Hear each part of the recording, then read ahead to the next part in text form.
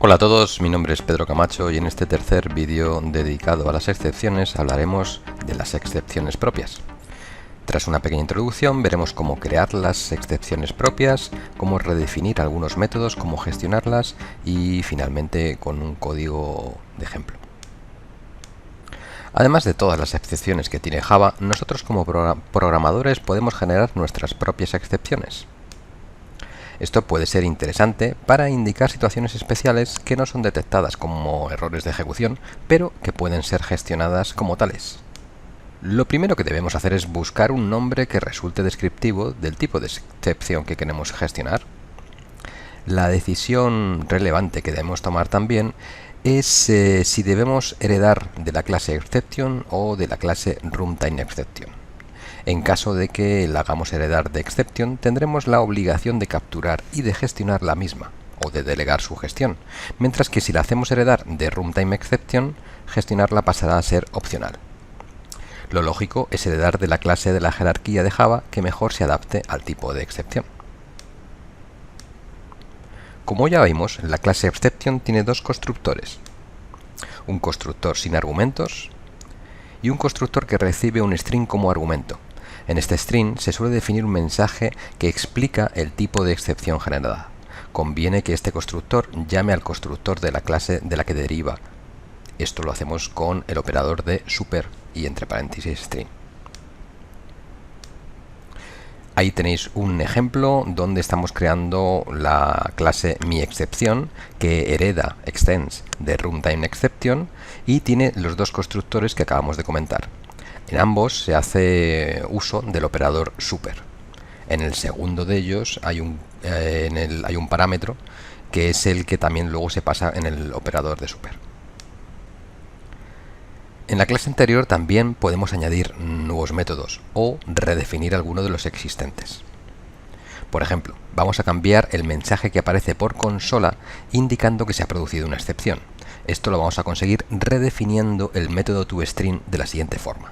Ahí veis la misma clase que en la transparencia anterior y en la parte inferior veis que con la Java Notation de override tenemos el método toString.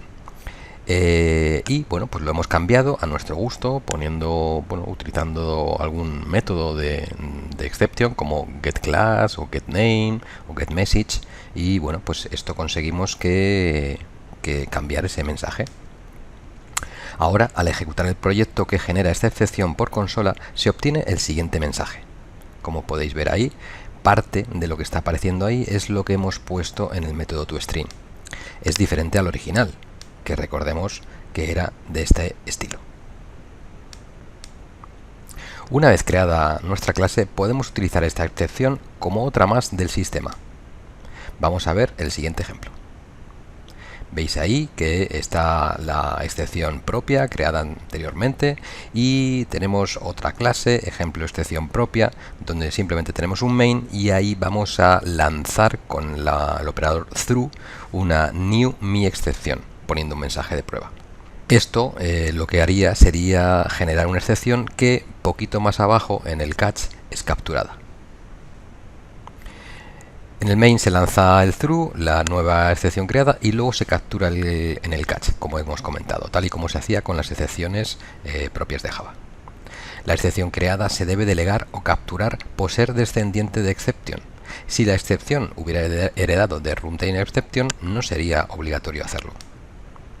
Aquí tenéis ese otro caso donde no sería obligatorio hacerlo. Ahora vamos a ver un código similar, pero con más métodos involucrados. Este es un código pensado para que pueda generar tres tipos de errores: división entre cero, carácter no válido y número fuera de rango. Como veis, las dos primeras suenan a errores que ya hemos conocido, propios de Java. Sin embargo, el tercero no es un error del sistema, así que vamos para este error a generar una nueva excepción propia. Para ello, en la parte inferior hemos creado esta clase, excepción intervalo, que hereda de exception, por lo tanto será obligatoria su gestión y que tiene el constructor con string. Bien, según ejecutamos el código, vemos que ahí tenemos bueno, pues dos valores, 100 y 0. Vamos a intentar dividir 100 entre 0, así que nos va a dar este error, división entre 0. Vamos a ejecutarlo. Y la respuesta es división entre 0. Si este 0 de aquí lo cambiamos por un carácter, por ejemplo la R, y volvemos a ejecutar el proyecto, ahora nos dice se han introducido caracteres no numéricos. Y finalmente, si esta R la metemos por un número muy grande, por ejemplo 1000, y volvemos a ejecutar el proyecto, números fuera del intervalo. ¿Dónde se produce todo esto? Bueno, pues en el método calcular.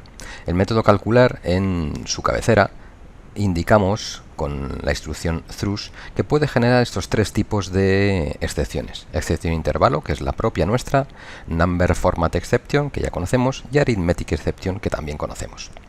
En este método, como veis, se hace uso del parseInt de integer, y fijaros que luego mediante la instrucción if ponemos unas condiciones propias, y si se cumplen estas condiciones somos nosotros los que mediante la instrucción through generamos una nueva excepción del tipo excepción intervalo. Todo esto se gestiona dentro del main con diferentes catch. Aquí tenéis el primero, el segundo y el tercero, siendo el tercero el de la excepción propia. En este vídeo hemos hablado de las excepciones propias, hemos visto cómo crearlas, cómo redefinir algunos de sus métodos, cómo gestionarlas y un código final.